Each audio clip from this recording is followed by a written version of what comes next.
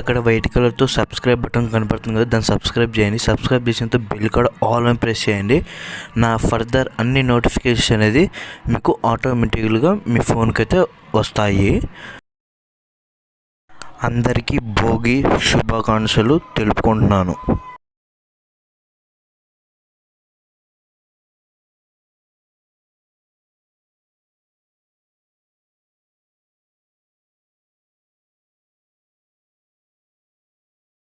నాగార్జున హీరోగా అల్లరి నరేష్, రాజ్ తరుణ్ కీలక పాత్రలో నటించిన తాజా చిత్రం నా సామిరంగా. ఈ సినిమాతో కొరియోగ్రాఫర్ విజయ్ బిన్ని దర్శకుడుగా పరిచయమయ్యారు. ఇప్పటికే యూటర్న్, స్కంద, ది వారియర్ లాంటి సినిమాలు నిర్మించిన శ్రీనివాస చిత్తూరు ఈ సినిమాను శ్రీనివాస సిల్వర్ స్క్రీన్స్ బ్యానర్ మీద నిర్మించారు. ఆషికా రంగనాథ్, బిర్నా మీనన్, రుక్సార్ దిల్లాన్ హీరోయిన్స్ గా నటించిన ఈ సినిమా 3 నెలల్లో పూర్తి చేయటం, రిలీజ్ అయిన ప్రమోషనల్ కంటెంట్ అంతా సినిమా మీద అంచనాలు పెంచేలా ఉండటం, సాధారణంగా అందరి ఆసక్తి సినిమా మీద ఏర్పడింది. దానికి తోడు మలయాళంలో సూపర్ హిట్ అయిన సినిమాకి రీమేక్ కూడా కావటంతో ఎందుకో ఈ సినిమా బాగుంటుందని అందరూ భావించారు. దానికి తోడు పండుగ బ్యాక్ డ్రాప్ కూడా కావటంతో సినిమా ఎలా ఉంటుందా అని అందరూ ఎదురు చూస్తున్నారు. ఇక ఈ నేపథ్యంలో ఈ సినిమా ఎట్టకేలకు జనవరి 14వ తేదీన సంక్రాంతి సందర్భంగా రిలీజ్ అయింది. ఈ సినిమా ఎలా ఉంది అనేది ఇప్పుడు మనం రివ్యూలో చూద్దాం. నా సామిరంగా కథ. ఈ సినిమా అంతా 80s లో జరుగుతూ ఉంటుంది. గోదావరి జిల్లా అంబాజీపేటలో కిష్టయ్య, అంజీ ఒక తల్లికి పుట్టకపోయినా ఇద్దరు సొంత అన్నదమ్ములేమో అనిపించేంత అన్యోన్యంగా పెరుగుతారు. చిన్నప్పుడే తల్లిని కోల్పోవడంతో కిష్టయ్య అంజీకి అన్నీ తానే పెంచుతాడు. ఆ ఊరి పెద్ద నాజర్ వద్ద పనిచేస్తూ అదే ఊరిలో వడ్డీ వ్యాపారం చేసే వరదరాజులు కూతురు వరాలతో కిష్టయ్య ప్రేమలో పడతాడు. పెళ్లికి సిద్ధమవుతున్న సమయంలో అది ఇష్టం లేని వరదరాజులు ఆత్మహత్య చేసుకోవడంతో వరాలు పెళ్లి జీవితానికి దూరమైపోతుంది. నిజానికి వరాలను పెద్దయ్య 3వ కొడుకు దాసుకి ఇచ్చి పెళ్లి చేయాలనుకుంటారు. కానీ వరాలు అందుకు ఒప్పుకోదు. తండ్రి చనిపోయాక పూర్తిగా ఒంటరిగా బతికి ఇడుస్తూ ఉంటుంది. అదే సమయంలో పక్క ఊరి ప్రెసిడెంట్ కూతురితో ప్రేమలో పడిన భాస్కర్ మీద హత్యాయత్నం జరగటంతో పెద్దయ్య ఆజ్ఞ మేరకు అతన్ని కాపాడే బాధ్యత అంజీకి అప్పచెబుతాడు కిష్టయ్య. ఇక దుబాయ్ నుంచి తిరిగి వచ్చిన దాసు తన పెళ్లికి అడ్డుపడిన కిష్టయ్యను అంతమొందించాలని అనుకుంటాడు. అందుకు పక్క ఊరి ప్రెసిడెంట్ కూడా చేతులు కలుపుతాడు. ఈ క్రమంలో కిష్టయ్యను దాసు ఏం చేశాడు? కొడుకు తన నమ్మిన బంటును చంపుతున్నాడని తెలిసి పెద్దయ్య ఏం చేశాడు? చివరికి కిష్టయ్య వరాలను పెళ్లి చేసుకున్నాడా? భాస్కర్ కి పక్క ఊరి ప్రెసిడెంట్ కుమార్తెకు వివాహం జరిగిందా లేదా అనే విషయాలు సినిమా చూసి తెలుసుకోవాల్సిందే. నిజానికి ఈ సినిమా కథ కొత్తదేమీ కాదు.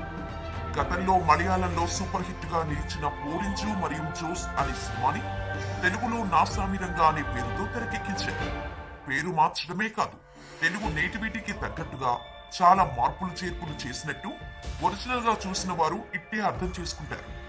నిజానికి కేరళ సంస్కృతికి మన సంస్కృతికి చాలా తేడా ఉంటుంది. ఆ సంస్కృతి బ్యాక్ డ్రాప్ మార్చడమే కాదు, చాలా వరకు తెలుగు వారికి కనెక్ట్ అయ్యే విధంగా తెరకెక్కించడంలో దర్శకుడు విజయ్ సఫలమయ్యారు. నిజానికి గతంలో ఎన్నో సినిమాలకు కొరియోగ్రాఫర్ గా పనిచేసిన విజయ్ కి ఇది డైరెక్టర్ గా మొదటి సినిమా. అయినా సరే కొత్త దర్శకుడు అనే భావన లేకుండా సినిమా మొత్తాన్ని నడిపించే ప్రయత్నం చేసి దాదాపు సఫలమయ్యాడు. నిజానికి ఈ సినిమా స్క్రీన్ ప్లే లీనియర్ కాదు.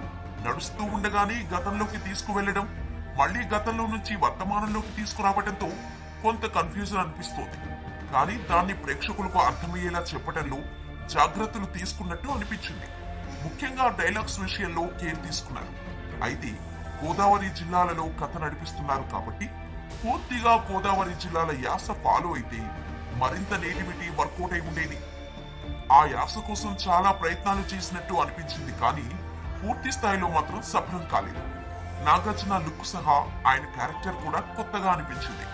ఊరి పెద్ద మాట కోసం ఏమైనా చేసేందుకు సిద్ధమయ్యే వ్యక్తి అదే ఊరి పెద్ద చేతిలో కత్తిపోట్లు పొడిపించుకోవాల్సి వస్తే ఎలాంటి ఎమోషన్ కి లోనవుతాడు? లాంటి విషయాన్ని చాలా కేర్ఫుల్ గా డీల్ చేసినట్టు అనిపించింది. ఒరిజినల్ కి సినిమాకి ఉన్న మార్పులు తెలుగు వారికి నచ్చేలా చేయడంలో ప్రధాన పాత్ర పోషిస్తాయి. సినిమా మొత్తానికి ఎమోషన్స్ బాగా వర్కౌట్ అయ్యాయి. అయితే వాటిని మరింత డెప్త్ గా తీసుకువెళ్లే అవకాశం ఉంది, కానీ ఎందుకో పూర్తి స్థాయిలో దాన్ని వాడుకోలేకపోయారని అనిపించింది. 3 జంటలు వారి మధ్య ప్రేమను కూడా పూర్తి స్థాయిలో ఎస్టాబ్లిష్ చేయలేకపోయారు. 3 జంటలు ప్రేమలో పడతారు కానీ వారి మధ్య ప్రేమను ఎస్టాబ్లిష్ చేసి ఉంటే మరింత బాగుండేది. అయితే ప్రతి ఫ్రేమ్లోనూ నిండుగా పండుగ వాతావరణం సృష్టించడంలో మాత్రం మేకర్స్ పూర్తి స్థాయిలో సఫలమయ్యారు. పండుగకి పండుగ సినిమాతో వచ్చి హిట్ కొడుతున్నామని చెబుతూనే పండుగ లాంటి సినిమా తీసుకురావడంలో మేకర్స్ కృషి అభినందనీయం.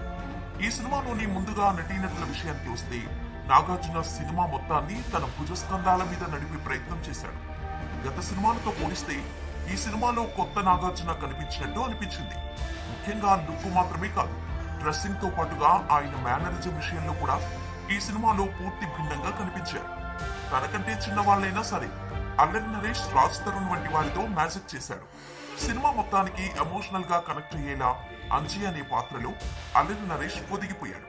నిజానికి ఇలాంటి పాత్రలు మన వాడికి కొత్త కాదు, కానీ ఈ సినిమాలో కూడా అనుభవంతో ఆడేసుకున్నాడు.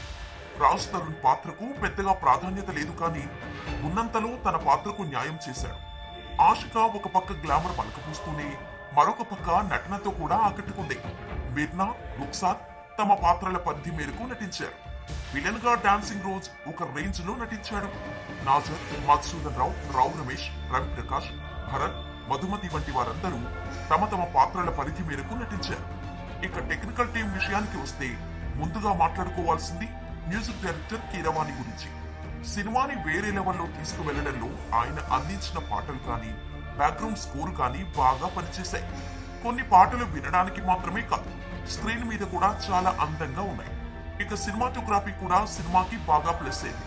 పండుగ వాతావరణాన్ని సృష్టించడంలో కెమెరామ్యాన్ కూడా తన పనితనాన్ని చూపించాడు.